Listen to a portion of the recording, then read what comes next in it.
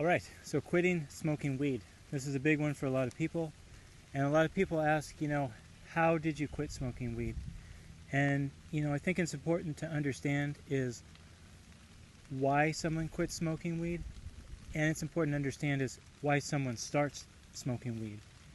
And there's a famous quote by a philosopher, Nietzsche, and it's, "A man with a why can muster any how." And so if you really have a reason and an understanding of why you started smoking weed and why you want to quit, then how you do it becomes a lot easier. So for me, I started smoking weed when I was 15. And I remember it was when I had stopped playing sports. I didn't make a high school soccer team. And it was because I was acting rowdy. I was one of the best players, but I just had behavioral problems, from an unstable family environment. And the result was just me just acting rowdy and causing chaos. So I didn't make the high school team. They booted me. And I was super depressed and looking for something because I had identified with being a great athlete for so many years. And I got turned on to skateboarding from some friends of mine that I'd grown up with. And, one thing leads to another. You're hanging out with a bunch of kind of roughneck kids, outcasts, who are the skaters. And, eventually I got turned on to smoking weed. And when I started smoking weed, I loved it because I had a lot of emotional problems and pent-up anger, and weed really calmed me down. And it was a break from the constant stress that I had experienced as a kid. And I'd mainly coped with a lot of my stress by just being mean to other kids. That was my main thing growing up. I could make fun of kids, and that was kind of what I did. And it's shitty to think about, and it probably really affected a lot of kids' lives. But, that's what ends up happening when children grow up in an emotionally abusive environment. They lash out at other people.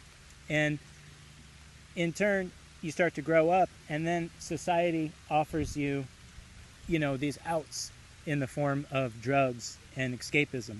And that is what's rampant in society right now, is everyone wants to escape. And me being a teenager, finding smoking weed, it was a great escape. And, it kept me contained, so I wasn't causing chaos in other people's lives, which was a good thing. But it ultimately made it so I wasn't really connected with who I was, and I became just a calmer, mellower, introverted version of myself. And, I started smoking weed in kind of like a rural town where access to weed was challenging. People would have to travel many hours to get weed and then bring it back to the town. So we just smoked that Mexican weed that used to come in, packed in bricks and full of seeds, and it was totally terrible. And that's kind of all there was.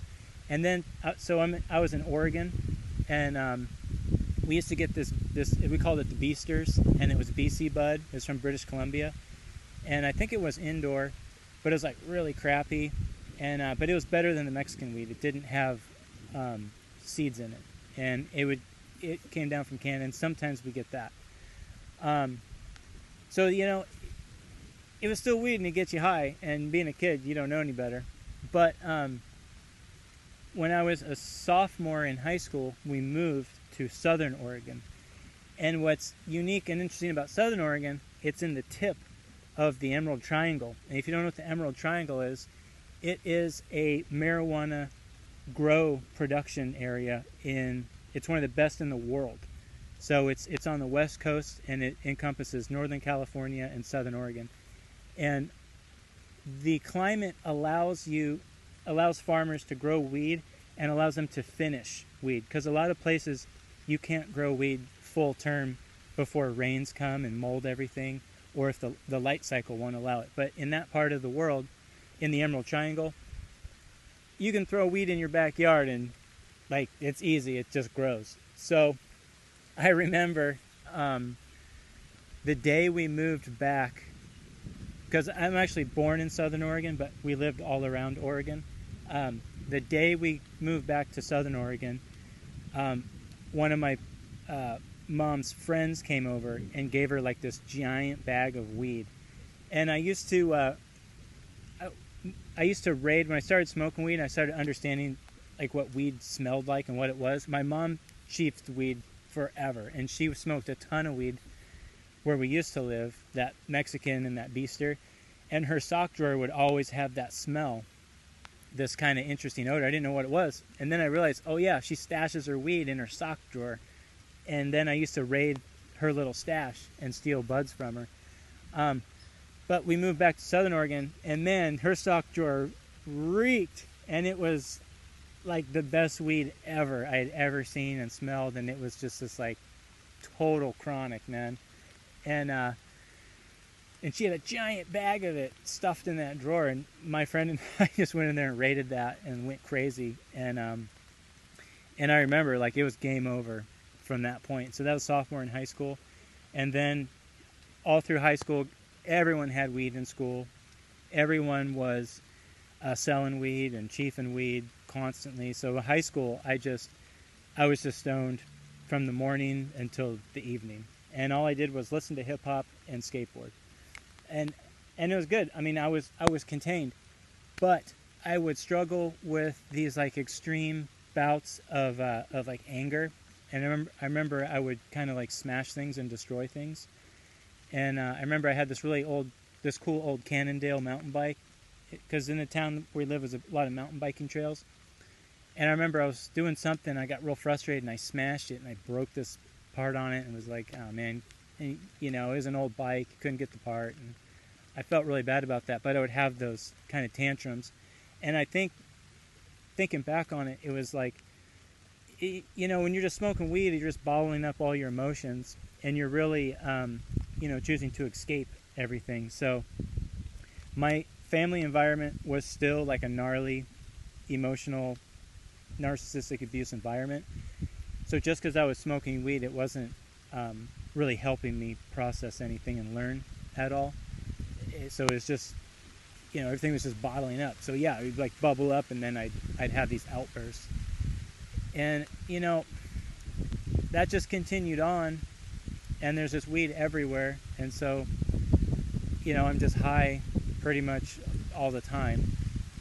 And what it really did for me was, I remember I met this guy, and he was talking about, you know, smoking weed and how it keeps you in third gear. He's like, you never really get out of third gear. You kind of just like first gear, second gear, third gear, and you know, you're able to do stuff, and you're going down the road, but you're never really in fifth gear, like really going. And I remember I was probably like 17 or 18. I remember him telling me that, and I was thinking about it, and I was like, yeah, I mean, I kind of hear him. I really didn't understand it, but it makes sense now.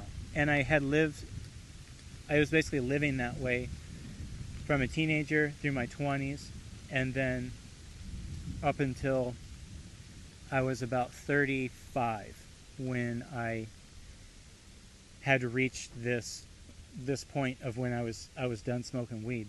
And it came to a head when I moved onto a ranch, and I started to work in farming and ranching, and started to run heavy equipment, and I found myself in a position where, yeah, you can't be high running heavy equipment, because you will hurt somebody, you'll hurt yourself.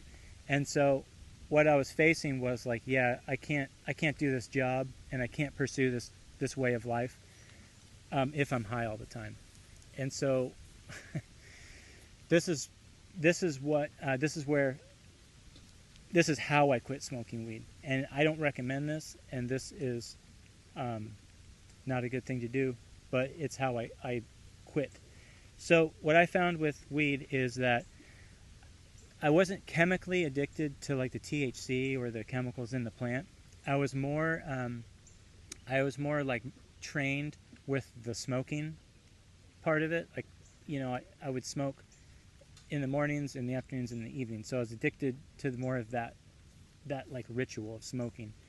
So I actually just started smoking tobacco. I had never smoked cigarettes or tobacco before, and I smoked tobacco to relieve myself of that like ritual of smoking weed all the time. I just changed that with tobacco. And what was nice about tobacco was you don't get high, and it kind of gives you this like burst of energy. But come to find out, yeah, nicotine is like one of the most addictive substances on the planet, and so then in turn I had to stop. I had to quit smoking. I had to quit smoking tobacco, which I'll tell you a story about that, which I was able to do. But one thing that happened was, so I started smoking weed because I was experiencing emotional problems, mental angst, and it calmed all that down. And I smoked weed for so long, I never dealt with any of that. So when I quit smoking weed, I found myself in a position where, man, I did not like what I was experiencing. So I compensated and coped with that by drinking a ton, because for years I didn't drink. I only smoked weed, and it kept me medicated. But then when you want to stop, and if you're not focused on why you smoke weed, and if you're not prepared to face that, then you're ultimately just going to piggyback onto something else. So I piggyback onto booze. So I just became a drunk, Womp. So that's how I stopped smoking weed.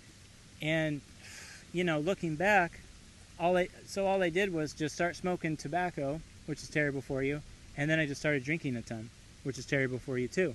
But I wasn't smoking weed anymore. So that's what brings me back to like understanding, if this is something that you're trying to figure out, how to quit. And I'd say this really about any drug. If you're trying to figure out how to quit doing what you're doing, then you have to really understand why you're doing it. And I don't know, I know some people, that smoke weed a little bit and they seem to be okay. Ultimately, it seems like a lot of people who use drugs consistently, day in and day out, the likelihood is that they're escaping something. You're running from something. So it's really important, if you want to stop, to understand what you're running from and why you're choosing to run from it. And the other big thing too is, it's like I realized that it's my decision, and no one's going to make that decision for me. And I was going through this time in my life where I was really getting empowered, and I was understanding that I'm making these decisions.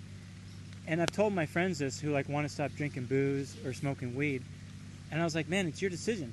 Either smoke weed and drink, or don't. It's up to you. And if you want to do that, then do it. It's fine, because it's your decision. And it ultimately, if you tell someone who has a problem drinking, and you're like, listen, man, just make a decision and own the decision, and empower yourself by making the decision, regardless of what the decision is. Choose to drink, and make that decision. Like, I am choosing to drink, and I am owning that decision. That is empowering. And in turn, that will empower an individual to stop drinking, because now they've empowered themselves to choose to drink, because I'm owning that decision and I'm understanding that it's all me. That's a form of empowerment. And ultimately, it's my feeling, because this is what I experienced, was then in turn that will lead you to making the decision on your own to not smoke weed or drink or do pills or whatever the drug is. Because I've had so many friends that have gone to rehab like fucking 10 times, in rehab, out of rehab, in rehab, out of rehab. It's just like, and I'm sure people who are experiencing this. And the big thing is they don't want to stop. That's why they're unconsciously making the decision to continue using. And like, the whole thing is, it's like, if you're doing this day in and day out, and you're using weed or drinking or drugs, to escape whatever you don't want to face, then if you're not prepared to face that, you won't want to stop. And so that, you know, that was that turning point for me. It's like, yeah, I stopped smoking weed, but I just started smoking tobacco and drinking a ton. So I wasn't prepared to face what I was running from. And ultimately, it wasn't about, you know, I don't know, maybe a year later that then I made the decision to stop drinking alcohol and quit tobacco too. I was like fully empowered, and that's when I faced what I was running from. And for you, you know, if it's specifically smoking weed day in and day out, then if you want to stop, you know, make the decision to stop, and then be prepared to face whatever you're running from, and really look back on why you started, and that will give you the indicator. You know, think about the mental state you were in, think about the age you were, think about what you were experiencing at that time, because that will give you insight. And ultimately, through that insight, because really, like, we want to understand, we want the truth, and we want the awareness. Those are the two main things that are going to give you the insight to wanting to stop smoking weed or drinking or using drugs, whatever it is. And from that, you'll gain more momentum and empowerment, and then you'll be able to make that decision. So, you know, it's too bad that society glorifies all of this, and, you know, escapism is rampant in society right now, and there's so much stress that everyone is under that ultimately society has all the proper things for people to use to escape. And there's other things that you got to consider too. Of obviously there's drugs, but there's other behaviors and activities that people do that have the exact same effects that drugs do, because it all relates back to your dopamine system. And that's another key part of this, is understanding how your dopamine system works and how behaviors and triggers and reinforced behavior over time kind of solidifies and concretes different behaviors that are destructive. That's how all those just get integrated into your life, into your daily life. I didn't understand anything about dopamine when I did this. The big thing that empowered me was the truth, awareness, and conscious decisions. I own the decision. And I would like to see people who are using drugs own that decision. You know what I mean? Like, you want to use drugs, that's fine. Make that decision and own it. And I think from that place, that's the turning point for that people need, is to own their own decisions. And one day, the individual, you, whoever, a loved one, they'll own the decision to stop. I think that's the key. So that's my weed story. And it was a wild ride while it lasted. It was fun. But being sober and clear and healthier, it's a lot funner. So I really like being present for myself and my family. So that's a lot better place to be in. Anyway, I hope this is helpful. So, you know, I wish you luck on your journey of trying to figure out, you know, how to be present with yourself. Anyway, I appreciate your time.